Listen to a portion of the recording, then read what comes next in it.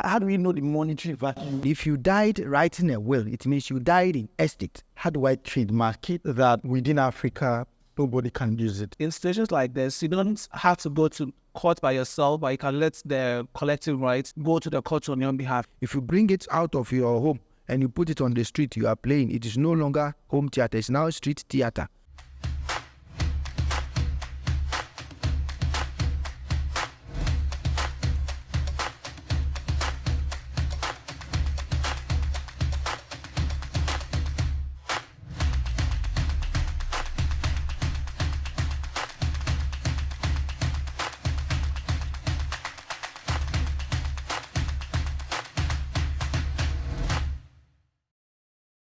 Hello. This is Bnoskka IP Zone, brought to you by Apprise Music.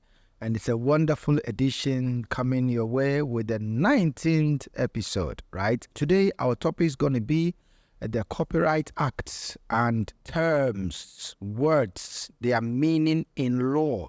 Right, so let me start with the gentleman on my left. Multiple award-winning filmmaker. I focus on telling stories around African development. My name is Phillip Neewhang, and I'm a content creator, among many others. Other things. Okay. When we say copyright, the word copyright basically means this: the right to copy.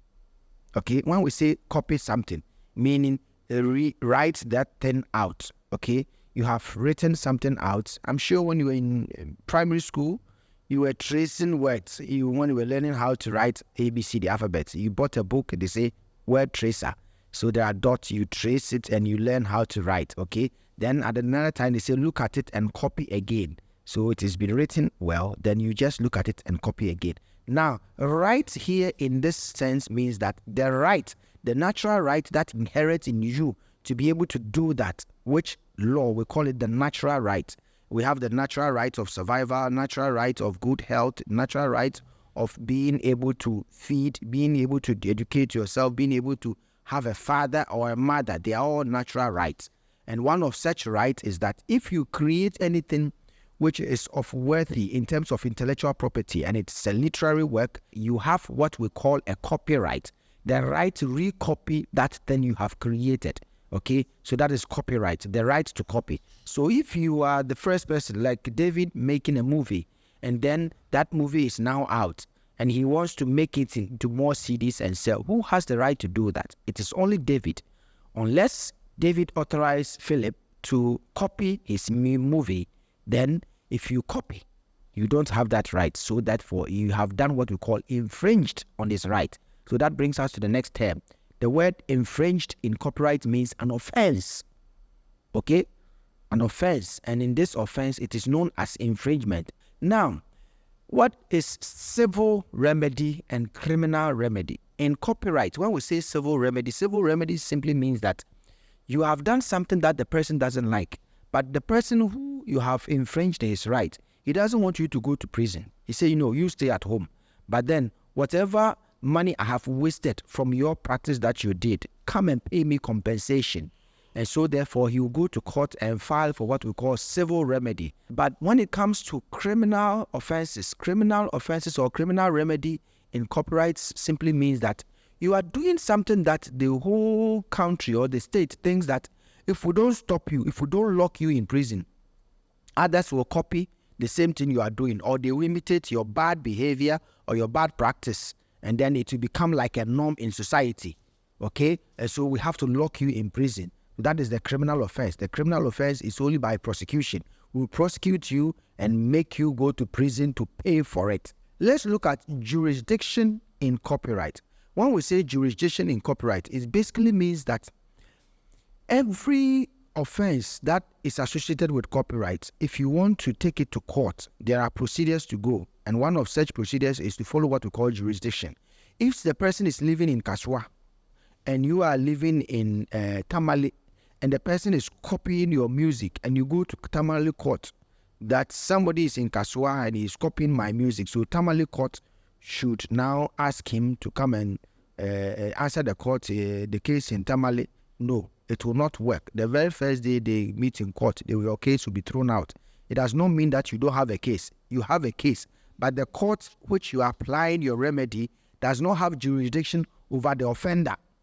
Okay? So if the offender is in Kasua, you have to travel to Kasua and go and file your case in Kasua, because that's where they can find him.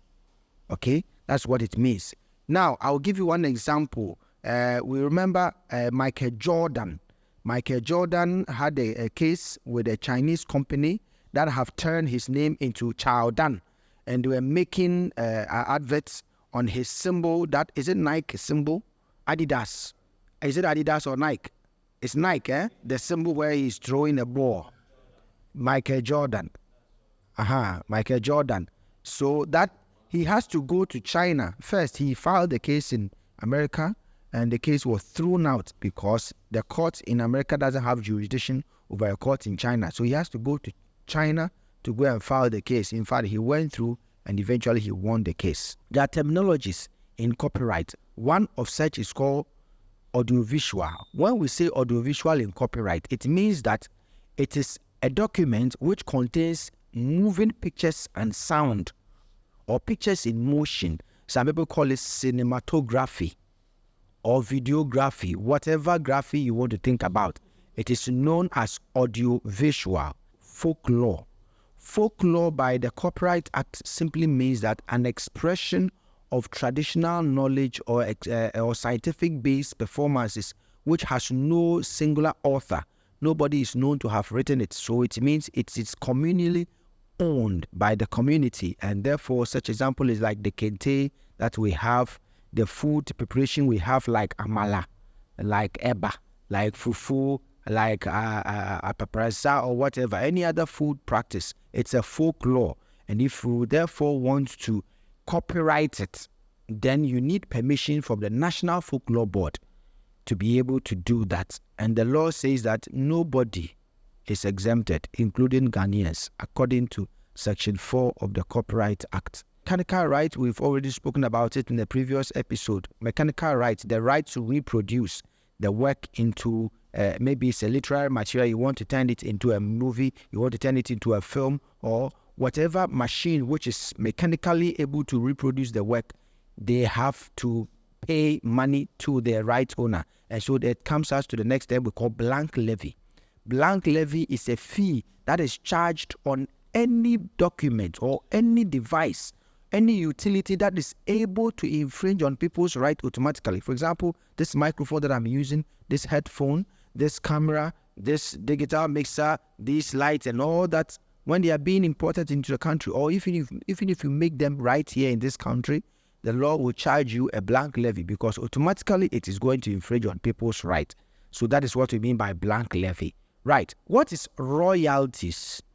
Now, the word royalties began in the year 1746 in France. There was a restaurant, and the restaurant's name is called Ambassadorial Cafe. And what this restaurant was doing was that they play live band music. At that time, we should not forget that no recording had not been invented. Phonogram has not been invented. In 17, phonogram came in the 18th century. So in the 17th century, people were still making music with live bands and all that. And so three musicians went to this live restaurant, listened to good music, and then they drank, and then when they finished, they called the waiter, please, how much do we owe? And unfortunately for them, the restaurant, because it's a hot place, everybody comes there to listen to music. So there's a policy. You have to sit. When you finish your drink, you go away. These people sat for too long. So they said, okay, this is the cost of the drinks and the food you ate. And the seat you sat for this long, you have to pay this amount. They said, what? Why do we have to pay for the seat we sat on? They said, yes, unfortunately, you sat for too long and we could not drive you away because we thought you know. They said, no, we will not even pay. When we came here, you have been playing our music. This music and this music you played, it belongs to me. You have not paid me any money. And I have come to sit here and you are still asking me to pay for the seat I sat on and the food I drank. We will not pay. So it became an exchange of words. They walked out of the place. They were sued in court. And then when they went to court, their argument was that, see, if you go to Europe, if you go to the kings, they have something we call royalties. They give you a land, you work on the land. At the end of the year, you collect fruits or the stuff from the farm, and you go and pay homage to the king as royalties. So they are stuff for the royals, and we call it royalties. So the land that you worked on, you have to go and pay royalties to the landowner.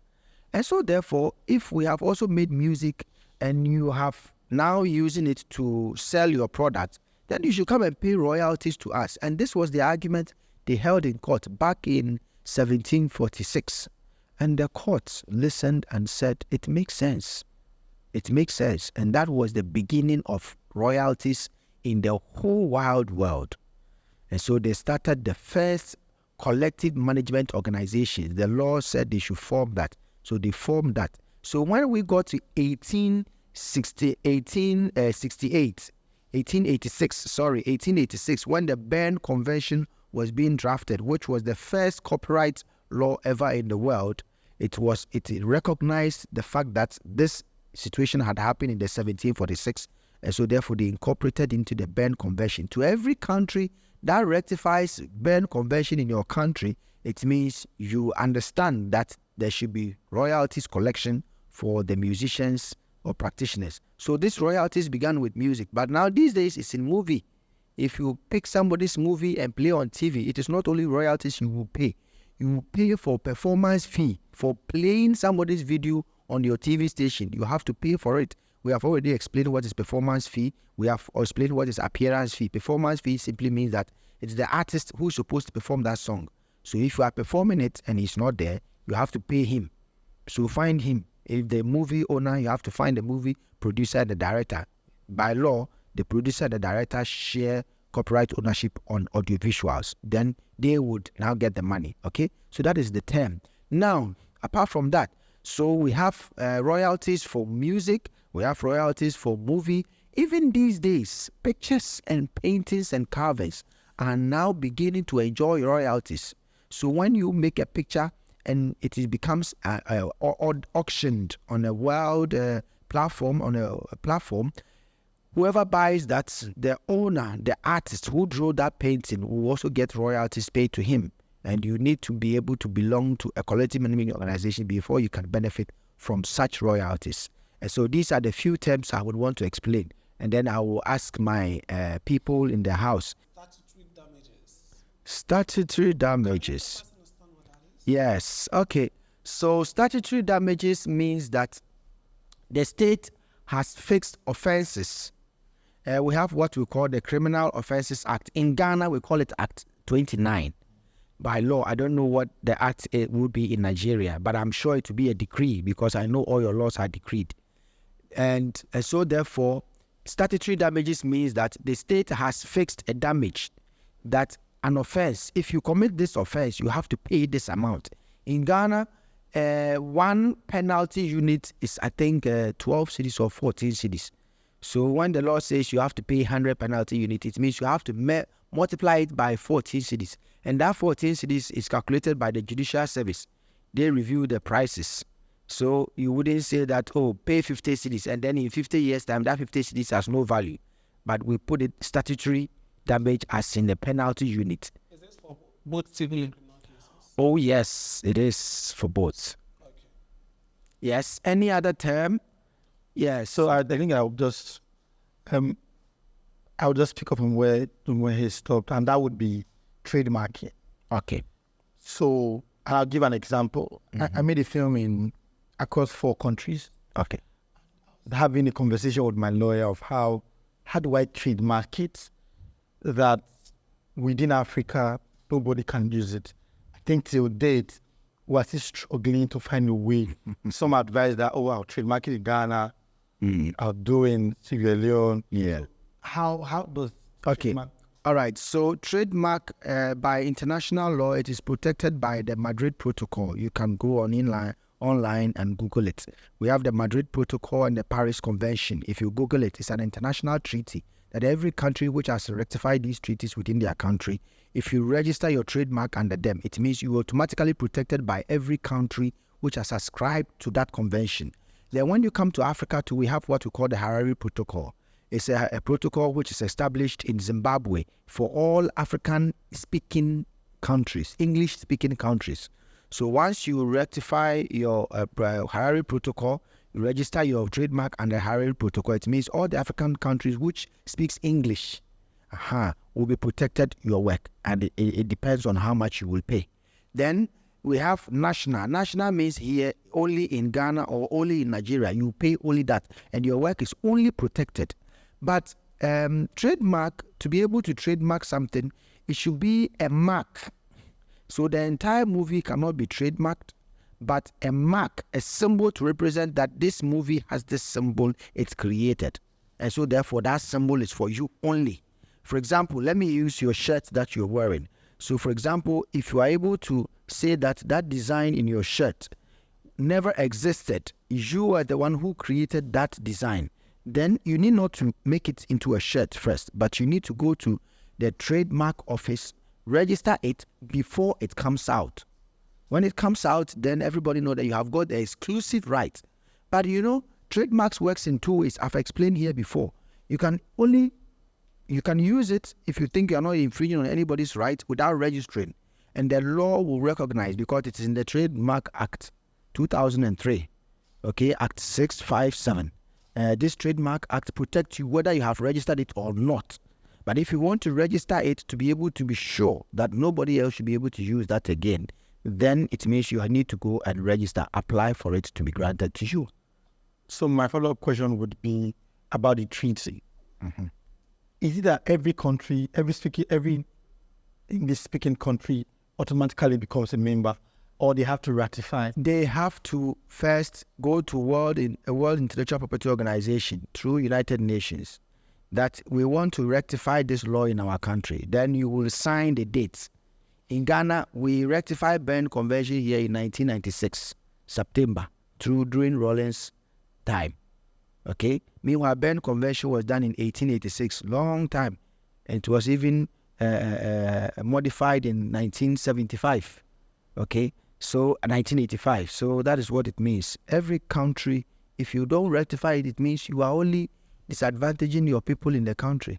I want to define this public place so that in people's performances they will understand. Public place means any building, place, or conveyance to which for the time being the public are entitled or permitted to have access, either without any condition or upon condition of making any payments, and include theaters, hotels, cinemas, concert halls, dance hall, bar, drinking spots, clubs, sports grounds, holiday resorts, circuses, restaurants, and commercial, banking, and industrial establishments. So if your song is being played in any of these public places, you are to get royalties. Okay? If you have your music in your room with your home theater, it's a home theater, you are playing in your home. If you bring it out of your home and you put it on the street, you are playing, it is no longer home theater, it's now street theater. You are performing in a public place, so you must pay royalties. Who is an author? An author is anybody who creates anything which is copyright eligible. And so it doesn't matter whatever you have created. Copyright, you have it. And then we have what we call a work of joint authorship. A work of joint authorship means you have created a movie, but by law, you, the director, and the producer co-own the copyright in that movie. That's what the law says. But if the movie you are making was written by somebody else, somebody who wrote the movie, and then you, the director, you have employed somebody to transcribe it, to script the story of the book into a movie pattern, then that person also becomes a contributor. Okay? So all these things are there to be able to know joint authorship. Some of the terms I want you to also help us is synchronization right, exclusive right, and then neighboring right. Okay. It sounds like these are different things, but a bit they have some similarities. Okay, so synchronization right simply means that the right that must be gotten for the music to be synchronized into any production. For example, you are making a movie, like David shooting a movie. He will not play your entire movie, your entire sound in the entire movie, but just a little portion of the movie your music will pass through it. If your music passed through it, it means it has been synchronized. Sometimes it may not be purposefully, you did not purposefully play the movie, but you were taking a shot on the street, and then one guy with his public speakers were playing, and your microphone picked the sound, and it is part of your movie. It has synchronized. You must go and pay. So that's what it means. That's what the law says. You must go and pay. Now, you ask another one, what word? A neighboring right. So neighboring right here means that because the song has synchronized into the movie, the rights that the person should have gotten to be able to authorize you to get money from you before it's synchronized in the movie, that's the neighboring right. So you have to go still and pay. Right. Then exclusive rights. Exclusive rights, very good. Exclusive right simply means this. I am Bnoskka. I have made a song. The song is called Bnoskka. It is only me, exclusively, myself, that must get money out of that. Exclusive. Philip, exclusive. David, nobody. Michael, no. Exclusively me. Even my children, they don't have that right. It is when I am dead and I write in my will, oh, I give it to my children to do, then I transfer that exclusive right to that person. Okay, so exclusive right means it is the person who owns the work that has the right to exclusively exclude all other people but him. That's what it means. Okay, so I'm curious, with the synchronization rights, for instance, and neighboring rights, even though they are like two different words, does it mean that in a scenario, if you have to pay royalties, you pay two different? No, you pay just one thing. It has synchronized, and the right to synchronize is you get the right to be able to synchronize, but you did not do, and it has synchronized, so you have to go and pay for it because it is their neighboring right. So something just happened. So I'm laughing. I was smiling when he was saying what happened with anything, and part of the cutaways of the documentary had Burna Boy's song because they were in. So in this case, let's assume that we couldn't remove it. How do we pay for this right? And how do we know the monetary value? Okay, so it's very simple. The movie has a time frame. What is the total time for the movie? Let's say the movie was 3 hours or maybe 2 hours. 2 hours would be what? 48 minutes, right? So you will find out how many minutes that song played in your video during that portion. Then you will subtract it from the entire video. So that becomes your fraction. That becomes your fraction. So let's say the movie was 2 hours and then there was 3 minutes. Yes. 120 minutes. So the music was played 3 minutes from the total 120, okay? That's the full music. It's more. That's what 30 seconds. Fine. So when you subtract that from that, whatever you get remaining, if the entire movie is being sold for 10,000, that percentage of that 15 seconds is value for that. Wow. What this even means is that, let's say there was a situation with that went on Netflix. Yeah. The artist can literally sue you for his video, so you can even take it down. Of course. If you don't ask for in fact, don't even publish that movie before you get the right. Make sure you get the right before you publish that movie. No, we've removed it. That is fantastic.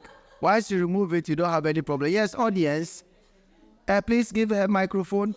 So once the audience is coming to ask question, let me say this term, board of directors.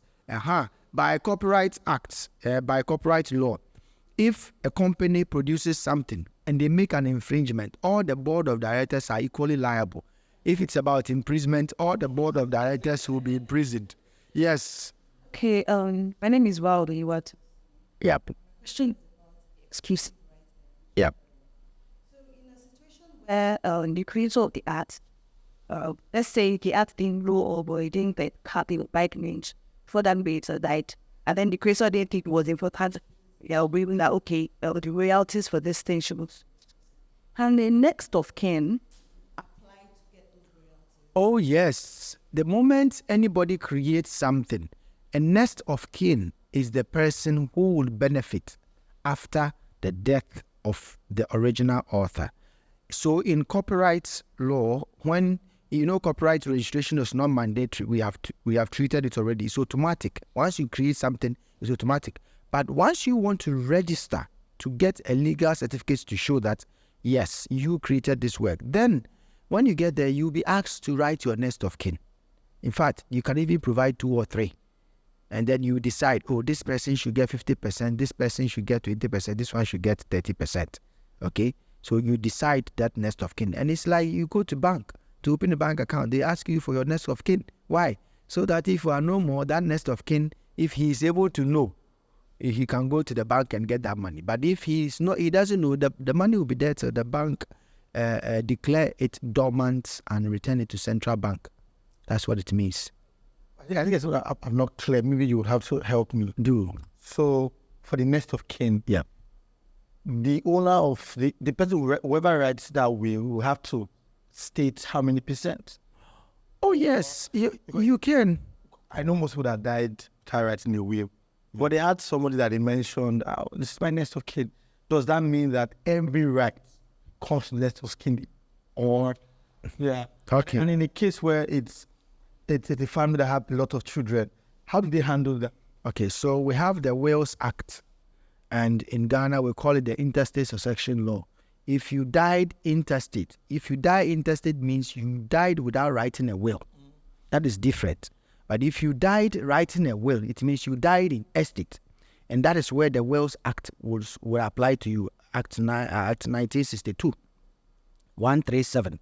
This law says that whatever your rights are, it stipulates who and who you are supposed to give your rights to. Let's say, for example, you gave birth, and by the time you died, you have a child who is 7 years old, and then you have a child who is like 40 years old.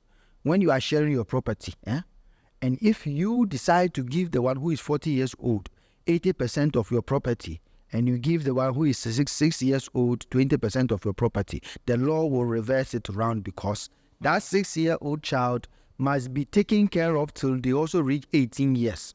So if you write your will and you don't go by what the state demands, and you write it anyway, anyhow, when it is taken to court, that 6-year-old will get more against you, the dead person's wish.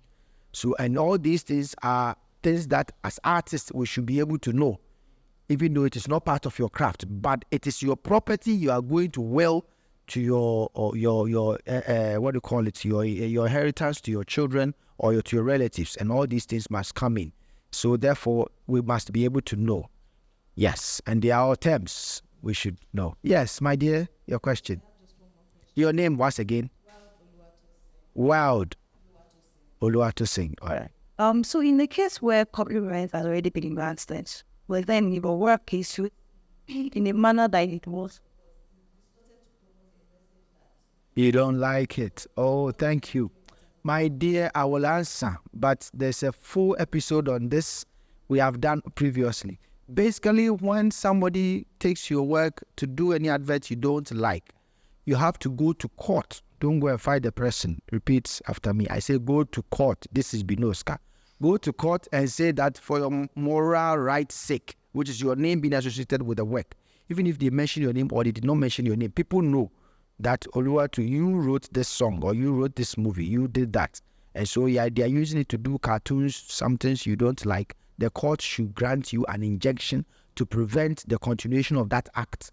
The court will listen to you, and then they will enforce that right for you so that it will protect your image and your name for posterity's sake. One last. Yeah, I know you mentioned that in situations like this, you don't have to go to court by yourself, but you can let the collective rights go to the court on your behalf. Is that still the case? No, I don't remember I said that to Philip.